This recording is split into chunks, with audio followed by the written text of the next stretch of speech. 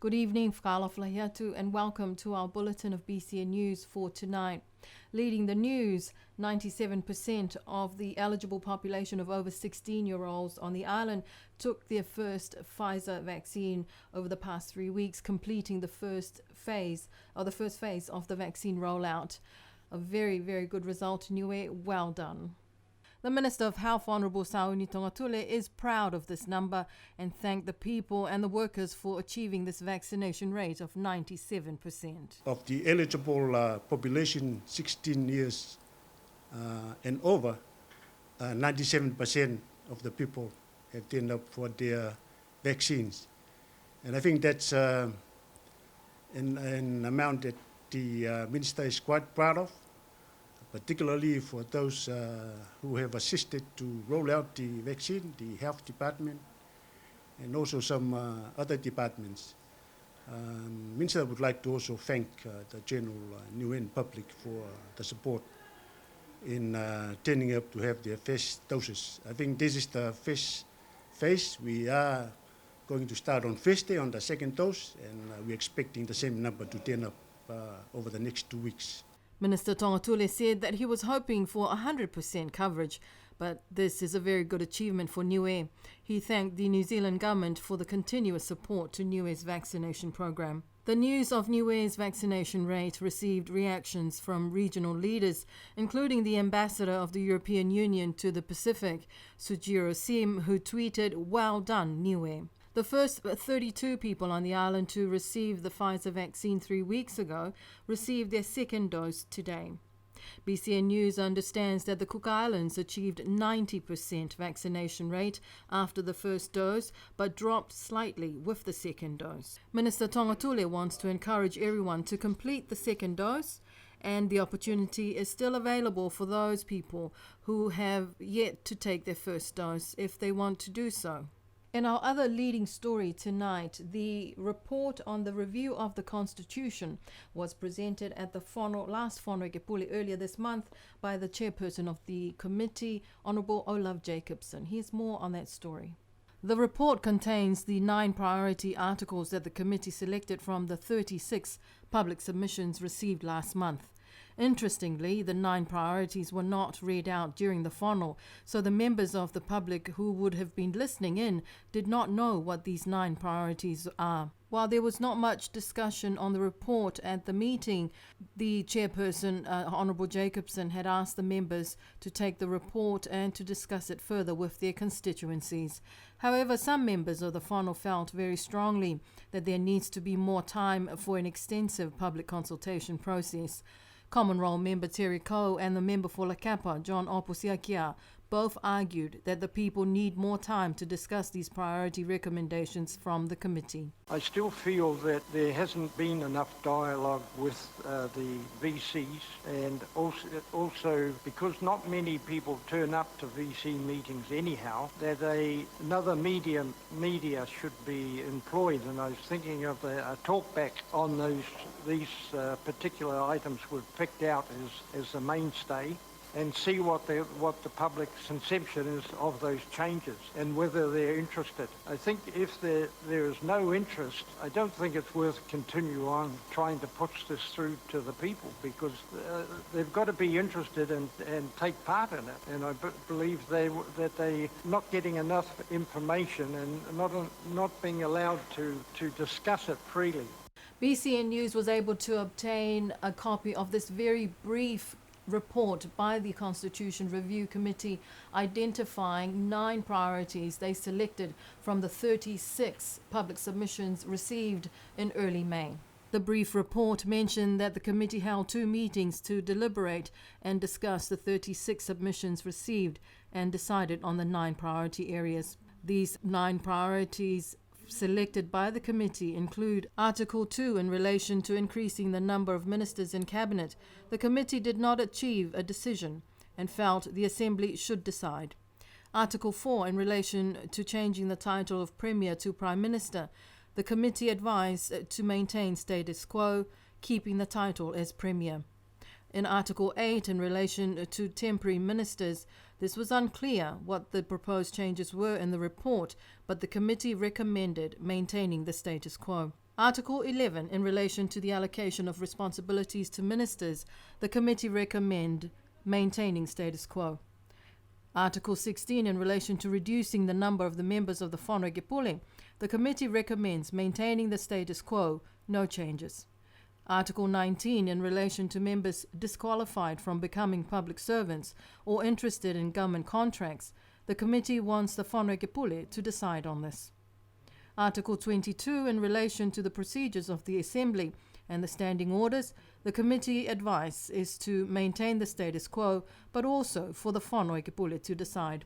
Article 23, in relation to languages, the committee agreed to insert the words Wangahau Niue and replacing the words Niuean language. Article 28, in relation to powers to make laws, the committee advised to leave this unchanged.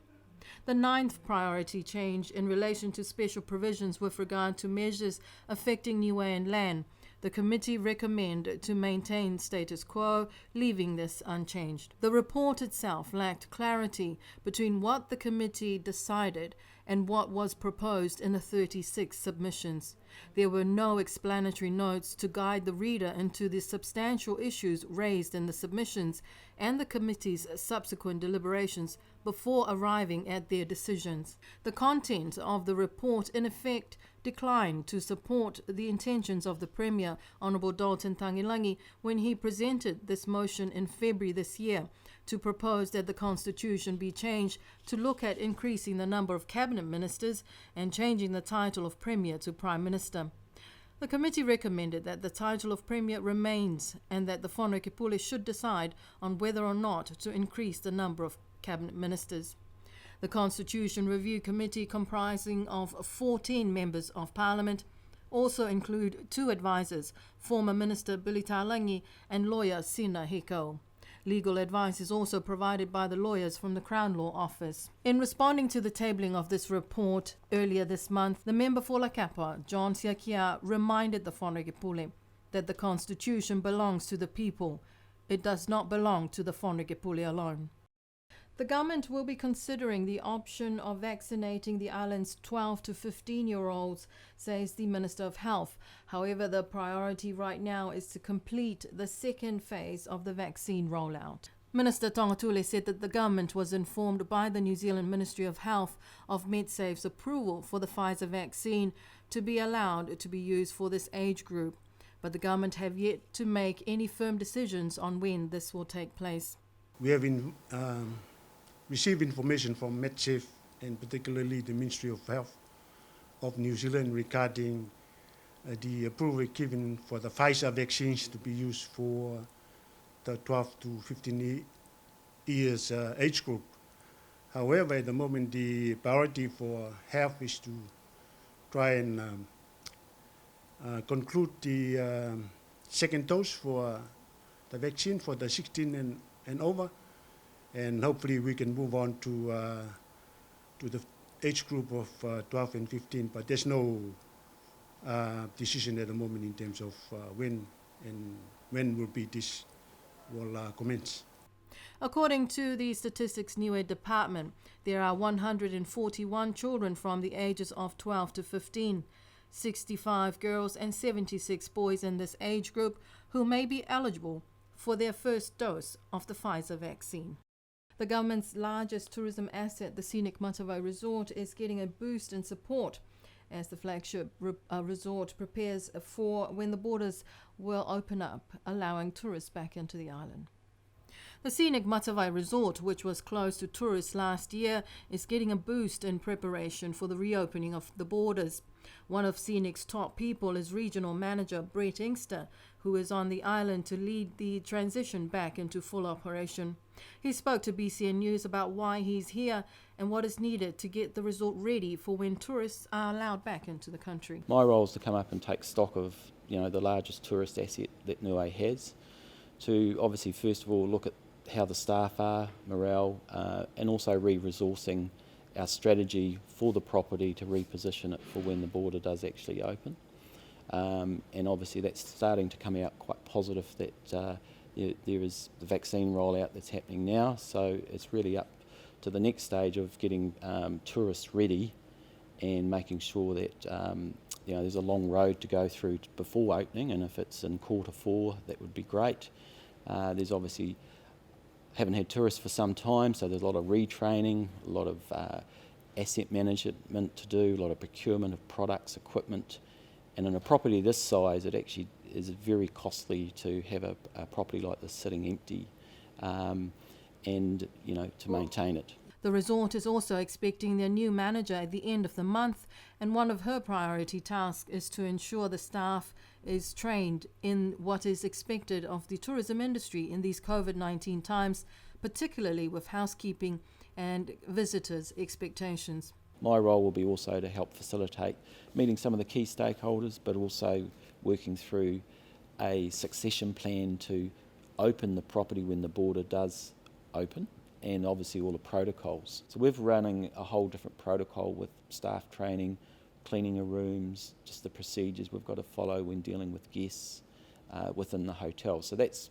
actually all being shipped up here, all the proper cleaning equipment we're using, and all the products, all the training manuals will be followed through with the team as well. Brett Inkster says that as well as promoting new business, the resort will also honour the more than 750 stay credits or paid booking credits by tourists who were not able to visit when the borders closed. Marketing and promotions continue in New Zealand, making sure that the resort's branding and the messaging on Niue is still out there for the free and independent traveller in the leisure market, as well as the niche markets like weddings, meetings and conferences. There is already a wedding booking for next year and a few more inquiries for the meetings, incentives and conference facilities. And the Veliko Edwards duo of powerlifting and weightlifting sisters have done it again. This time, older sister and powerlifter Maxine Edwards was crowned New Zealand's junior female North Island champion earlier this month, winning gold in the North Island Powerlifting Championships held in Auckland.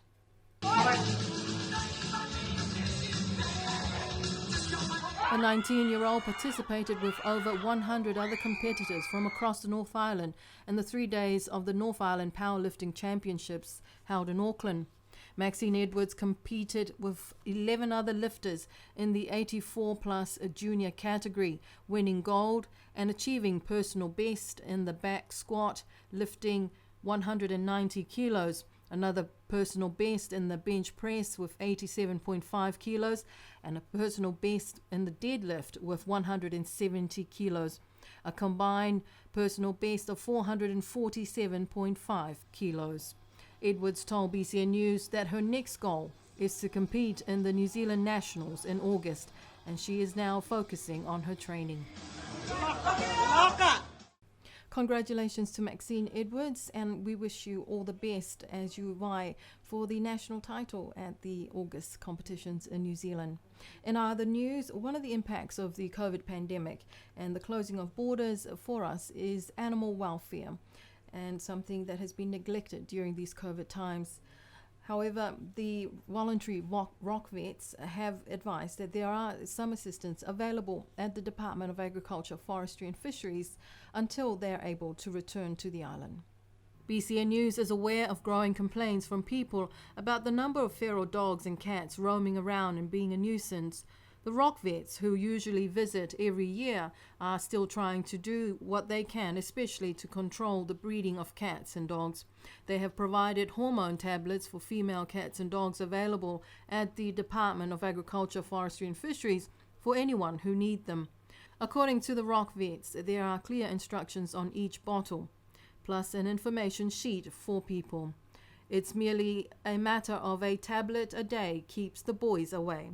These tablets, when taken by the female cats and dogs, will keep the male dogs and cats away. The rock vets are currently trying to arrange accommodation and holding flight seats for their team of around 15 volunteers trying to return to Niue to help the island with the uncontrollable breeding of cats and dogs. And if, like me, you've been feeling the chill lately, then according to the Niue Meta office, you can expect more of that crisp chill as we head into the much cooler season this year. In a statement to BCN News, Niue Met Office says that this week the island experienced a cold spell due mainly to a frontal system to the south of Niue. This frontal system brings cold air from the south and resulting in cooler temperatures early mornings and nights. According to our weather experts at the Met Office, the temperatures this week are definitely a lot cooler than the same time last year. The lowest temperature recorded so far this year was on Tuesday this week, when it hit the coldest of 14 degrees Celsius, a much cooler than the lowest temperatures recorded for the same time last year, which was 16.8 degrees. And if you haven't already done so, perhaps it's time to air out the doonas and bring out the warm socks and hoodies, because it's likely going to be a lot cooler as we head into August. Met Office records indicate that the lowest temperature recorded last year was on the 8th of August with a very cool 12.8 degrees Celsius. So do keep warm and dry, folks, to avoid catching the cold this season. But that's our bulletin of BCN News for tonight. Before I leave, though, do remember 11 p.m. on Saturday night to watch the game, the second test between the Maroons and the Blues in Australia. But join me again as well on Tuesday next week for our bulletin in Wangahau Niue. Until then, good night, mana whā.